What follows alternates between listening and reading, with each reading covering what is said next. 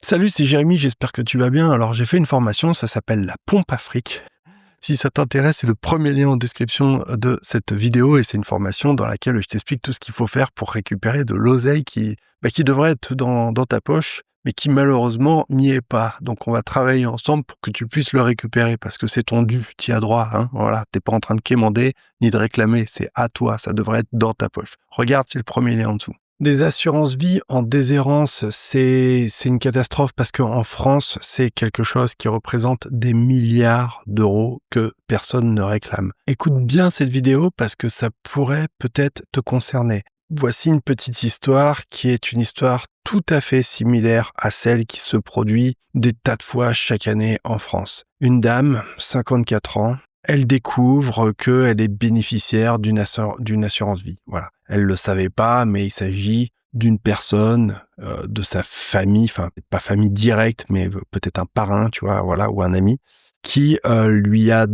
cédé, en fait, c'est ce qui lui a légué, en fait, une assurance vie. Le parrain, il est mort 12 ans plus tôt. Il l'avait donc désigné dans son contrat d'assurance vie comme étant la bénéficiaire. Et le truc, c'est que personne ne lui avait dit à cette dame qu'elle était bénéficiaire de ce contrat d'assurance vie. Écoute bien, ni le notaire, ni la succession, ni la famille, ni l'assureur, personne ne lui a dit qu'elle était bénéficiaire de cette assurance vie. Elle l'a découvert complètement par hasard. Montant récupéré, 47 000 euros. Il s'agit de 47 000 euros qui ont failli disparaître. Et cette histoire, elle se répète des milliers de fois en France chaque année. Sauf que, en vérité, la plupart du temps, personne ne découvre rien. Ça veut donc dire que l'argent reste là où il est, et comme tu t'en doutes, il finit par s'évaporer. Retiens bien ce chiffre parce qu'il est hallucinant. 5,4 milliards d'euros. 5,4 milliards d'euros. C'est le montant des assurances vie en déshérence en France aujourd'hui. Alors, en déshérence, ça veut dire que le souscripteur, il est mort. Ça veut dire aussi que le bénéficiaire existe, mais que néanmoins, personne n'est venu réclamer l'argent. Ce chiffre, c'est un chiffre officiel qui est en augmentation chaque année. Alors, la question qui tue, évidemment, mais pourquoi personne ne vient réclamer cet argent ?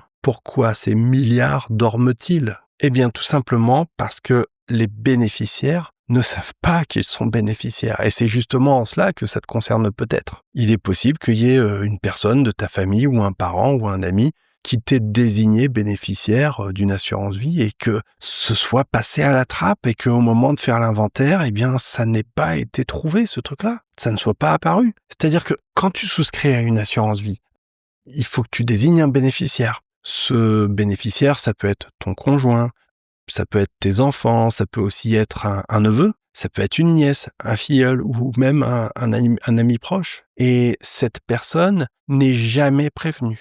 Jamais. Tout simplement parce que ça n'est pas prévu par le système. C'est à toi d'en informer la personne. Alors, ce qui se passe, c'est que le souscripteur, il meurt. Il avait souscrit à cette assurance vie en te désignant peut-être comme bénéficiaire. C'était son petit secret, il ne te l'a pas dit, voilà.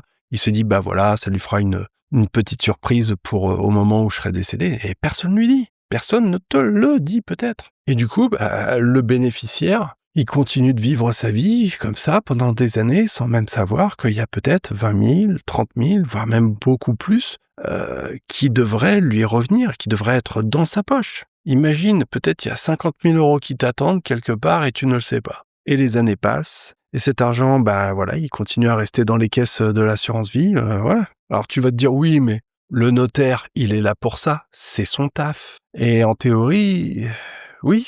Mais en pratique, pas toujours. Le notaire a beau être un officier ministériel, il n'en reste pas moins un humain infaillible. Quand il y a un décès, on va faire l'inventaire, mais que l'assurance vie, on dit qu'elle est hors succession. C'est-à-dire que on a beau faire l'inventaire, comme je te le disais tout à l'heure, eh bien l'assurance vie, c'est à part. Elle apparaît pas systématiquement dans l'inventaire. C'est quelque chose qui n'est pas automatique. C'est ça le truc à savoir, c'est que l'assurance vie, c'est vraiment à part. Et donc, ça veut dire que le notaire, il est obligé de faire des recherches spécifiques pour essayer de la trouver, cette assurance vie. Et des fois, il passe à côté, tout simplement. Ça peut arriver, peut-être parce qu'il est débordé, peut-être parce qu'il a passé une mauvaise nuit, j'en sais rien, mais les conséquences, elles sont dramatiques. C'est possible aussi qu'on soit sur un dossier spécifique, très compliqué.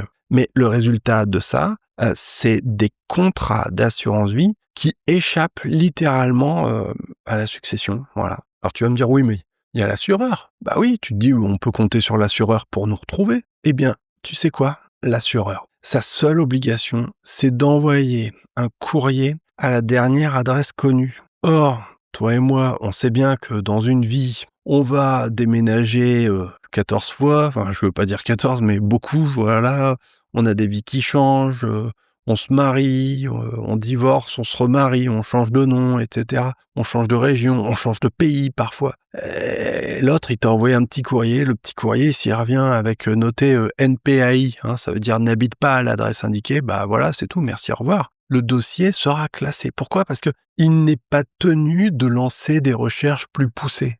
Il ne va pas engager un détective privé pour aller te retrouver. Il ne va pas lancer une enquête spécifique pour retrouver ton adresse, ton nom ou tes coordonnées. L'argent va rester sur ses comptes, dans ses caisses, et il va continuer de le faire travailler un petit peu pour toi, tout simplement. Alors que toi, qui en est peut-être le bénéficiaire, tu n'as même pas connaissance de ce truc-là. Tu sais même pas que ça existe. Alors, je voudrais qu'on parle un petit peu des délais, parce que ça, c'est vraiment quelque chose qui est crucial. Quand le souscripteur décède, eh bien, l'assureur, il a 10 ans pour verser les fonds aux bénéficiaires. Et s'il n'y arrive pas, s'il n'y parvient pas, admettons parce qu'il ne te trouve pas, admettons parce que personne ne réclame cet argent, eh bien, l'argent, il va être transféré à la caisse des dépôts et consignations. Et à partir de là, eh bien, tu vas avoir 20 ans pour pouvoir réclamer cet argent. Si au-delà de 20 ans, cet argent n'a toujours pas été réclamé, eh bien, c'est terminé. Cet argent, cette assurance vie sera acquise, gardée par l'État français, définitivement, et tu n'auras aucune possibilité, aucun recours. Donc ça veut dire que concrètement, s'il y a une personne de ta famille qui est décédée il y a 15 ans et qu'il y avait une assurance vie, eh bien il reste peut-être 5 ans ou peut-être même moins. Et le truc, c'est que vraiment, personne ne va te prévenir quand le délai sera écoulé. On va pas t'envoyer ni un SMS, ni un email, ni quoi que ce soit. Alors tu vas peut-être te demander, mais qui est concerné au fond ? Qui pourrait t'avoir désigné comme bénéficiaire? Eh bien, cela peut être tes parents, tes grands-parents, ça peut être aussi peut-être tes oncles, tes tantes, tout particulièrement ceux qui peut-être n'avaient pas d'enfants et qui se sont reconnus en toi une sorte de fils ou de fille. Peut-être qu'il s'agit de ton parrain ou ta marraine qui vraiment t'aimait beaucoup. C'est peut-être aussi un ami proche de la famille. Faut comprendre un truc, c'est que l'assurance vie, ça reste aujourd'hui encore le placement préféré des Français. Ça veut dire qu'il y a des millions de contrats qui existent. Sur chaque contrat, il y a un bénéficiaire qui, dans l'immense majorité des cas, n'est pas informé, n'est pas au courant. Alors le vrai problème, c'est comment faire pour le savoir. C'est vrai, après tout, tu peux pas deviner que ton oncle il t'a déclaré comme bénéficiaire sur une assurance vie. Comment tu pourrais savoir ça si ça s'est passé il y a 20 ans, si personne te l'a dit, si lui-même ne t'en a pas informé? Tu vas faire quoi? Si le notaire il est passé à côté, tu vas faire comment? Tu vas appeler toutes les compagnies de France au hasard pour savoir s'il y a un truc à ton nom? Et en plus, faut pas compter sur l'État pour venir à ton secours, parce que clairement, là, tu es en face de la machine administrative dans toute sa splendeur, devrais-je dire, dans toute sa froideur. Pas d'informations, pas d'email, pas de rien, zéro. C'est pas ni l'État, ni quelconque administration, je sais pas quoi, qui va t'appeler pour te dire « Hey, coucou, il y a un héritage qui t'attend, quoi. » C'est-à-dire que tout le système a été complètement conçu, bâti, devrais-je dire, pour que ce soit toi qui sois mis dans une position où tu dois faire des démarches pour réclamer ton dû. Et ça, c'est vraiment fondamental comme approche à comprendre. C'est à toi de devoir chercher, mais le problème, c'est que personne ne t'explique comment. Et c'est exactement la raison pour laquelle j'ai fait une formation qui s'appelle la pompe Afrique. Voilà. C'est une formation dans laquelle je t'explique, entre autres, toutes les étapes à suivre pour retrouver cet argent. Je te montre les outils officiels qui existent. Je te montre comment on s'en sert. Je te montre les démarches précises qu'il va falloir faire. Je te parle en détail de tous les délais qu'il va falloir respecter pour pouvoir profiter de tes droits. C'est quelque chose que tu peux appliquer pour toi, pour un proche de ta famille, pour un parent, une grand-mère, etc. Il est probable que tu aies des gens dans ton entourage qui pour qui puissent bénéficier de cela, voilà, même si c'est pas que pour toi. Alors je t'explique pas que ça, hein, dans la formation, hein. Elle a été vraiment faite pour t'aider à récupérer tout ce qu'on te doit, en fin de compte, que ce soit l'État, que ce soit les banques, que ce soit les assurances. Il y a énormément d'argent qui est dehors et qui devrait être dans ta poche. Et il n'est pas là la question de réclamer ou de quémander, pas du tout.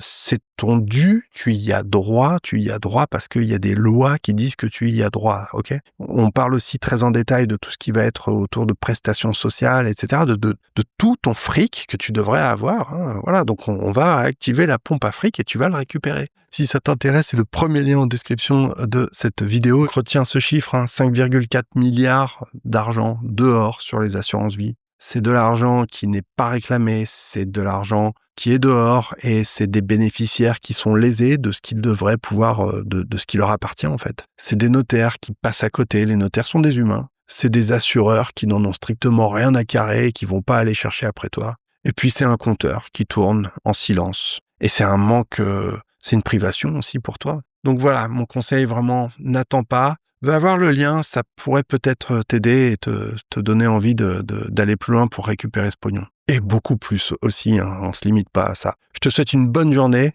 une bonne année, je te dis à très bientôt, merci et salut chez toi.